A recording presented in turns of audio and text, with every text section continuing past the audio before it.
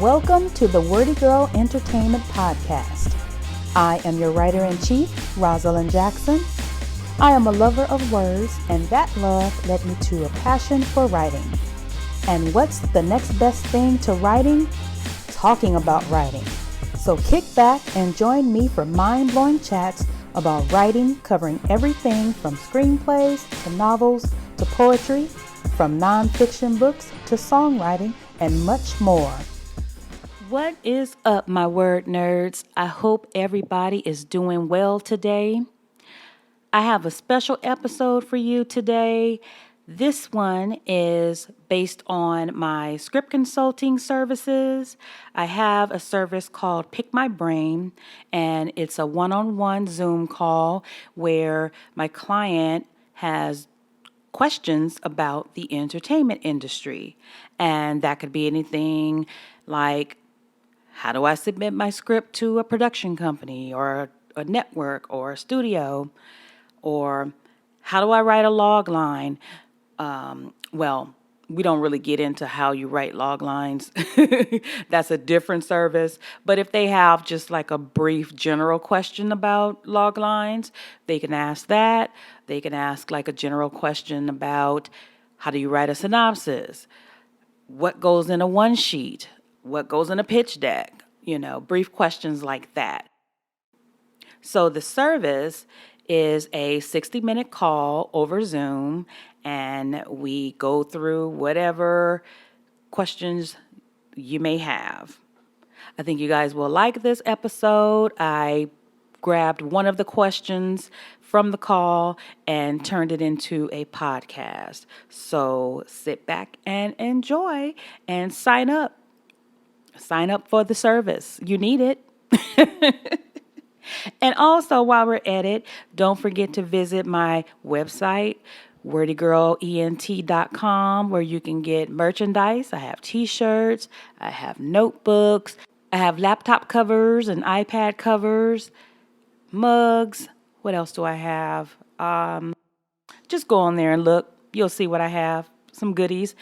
I also have candles that I sell on my other website, which is WordyGirlEssentials.com. But right now, I am out of stock. And that is a great thing. Somebody bought me out. Shout out to Erica Malone of Erica Malone Entertainment. She included them in goodie bags for an event she went to at Sundance. So a few people got to get free candles. So I'm very happy about that, and I appreciate that. Thank you, Erica. So I have to restock on the candles. So the candles will be back in stock probably in about 30 days. But for now, enjoy this episode. I spoke with author Hunter William, no S at the end. You can find her on Instagram. Her handle is HunterWilliam021, and you can check out her books, read them, and find out what's going on in the story. So enjoy this episode. Thanks for listening. Another question that I have is, and I'll use the example of that really popular show that people really, and I think it's good, Abbott Elementary. So I'll use the example of Abbott Elementary. Mm-hmm. I'm assuming that's based on maybe a book that somebody wrote. I'm not even sure. I don't think it was based on a book. Okay. Yeah. So when I look at a show like Abbott, and I picked that show because it has to do with school setting. Mm-hmm. And my novels have to do with a school setting. Okay. So I was thinking, so when I look at Abbott Elementary and I see it's a series, like it comes back, season after season after season. Mm-hmm. But I'm thinking with my book, I tell the story. It's a story about what happens to kids in urban high school settings. Mm-hmm. But there is an ending to the trilogy. Like, it ends.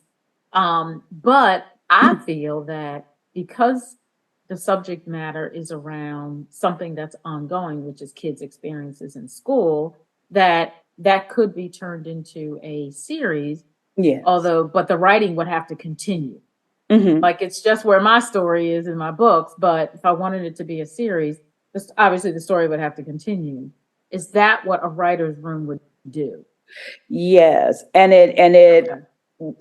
you can depending on how the book is written, you could take a book, like one book, and create 5 seasons from that one book. Oh wow! Like if you have you ever seen Handmaid's Tale? A little bit of it. Ooh, yeah. I know what you're talking about. So that whole series is based off of one book. And oh wow, really? yeah, so Margaret Atwood, the author, she has the book The Handmaid's Tale. It's one book, and they basically wrote I think what is it about 5 seasons now, I believe. Yeah, I was gonna say, yeah. And you break off that one book. Because you slow the story down and you focus on a particular, aspect of it, I guess. Aspect of that book. And then now, the series is getting ready to end, but then there's another book called The Testaments that continues from The Handmaid's Tale. From that book. Okay. Right. So they can take that and continue the series, like do a spinoff of the series. Yes. Okay. So, but yeah. Oh, okay. Gosh, you just opened up. Okay. So theoretically, I could take my 3 books. One book could be 6 seasons. And depending on how you break it down. Oh, okay. And then pick up. Okay.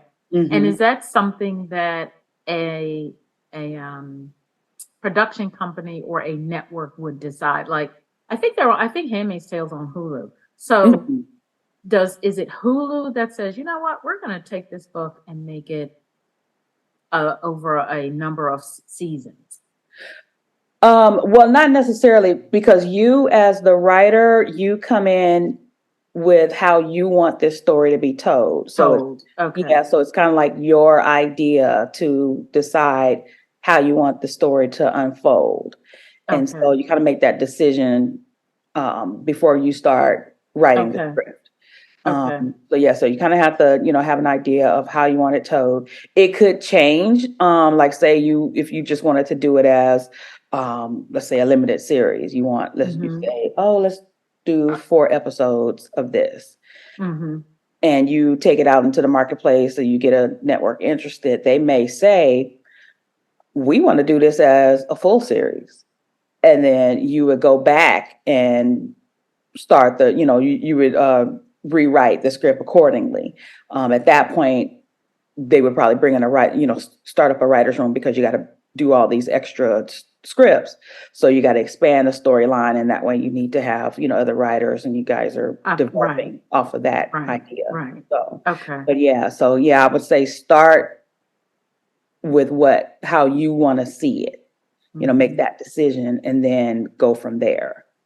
I would say, because this is your first time writing a script, I would say the easiest route would be to just start with a pilot episode. And you could have your idea of how you want the season to go. And you can write other episodes, like short little synopsis of the other episodes, how you would like them to go all the way up until the finale. But you would pretty much just start with your pilot. Pilot episode, and then if you have your more ideas for the rest of the season, you can do those, but then those get fleshed out in a writer's room. So, and things could change from that, because once you get in the writer's room and ideas start flowing, other people may have other ideas of how to make that stronger, and so things can change. Right. I would say that would be the easiest route to go. That way you're not pressed about writing 4 or 5, 6 episodes of something. So I would just say, I would advise just start with a pilot episode, and then go from there. And then let the production company or network or whomever decide from that. At least let them decide, or maybe not them, but submit that first, and then because you're going to have to decide first, what kind of structure you want this, how you want it to be. Mm-hmm. Make that decision. Like if it's a full series that you want to do, say like an Abbott Elementary. Did you freeze? No, I'm here. Oh, Yeah. So say Abbott Elementary is network television. Right. So they get I think they at about 20 episodes per season. You mean for the second season? Yeah, I forget how many episodes they have, but usually when you're on network television, you get up to like 20 episodes per season. Okay. Per season, yeah. That's the other thing. They do things so differently now. Like there's you get a set. It looks like you get a set number of episodes between September and leading up to November, the holidays, and then there's a break, and then they come back in after January, and then there's another leading up to spring break. It's weird now. It's almost like on a school schedule. Yeah, well, it's pretty much always been like that for like traditional network television. You do the fall release, then you go away for the winter break, then you come back, restart this, pick up, the season again, and then you're off for the summer. That's like traditionally how it's set. But now that you have all the different networks, there are streaming services and stuff like that, shows can pretty much come out at any time, So, but the traditional way is, the fall release. And, Okay. But let me double check right quick how many episodes is Abbott Elementary. Yeah. And that's another way you could decide how you want your show is, to look at the shows that you like. And if that's how you want your show to go, then that gives you your idea of, is it going to be a regular series? Is it going to be a limited series? Right. That kind of thing. Because the two that I really like that have to do with kids in schools is one, Abbott Elementary, and two, do you remember that show that was out? I guess it's been about 4 years, maybe more, that it stopped. It was called Boston Public. Do you remember that show? And so that, I think it was on Fox.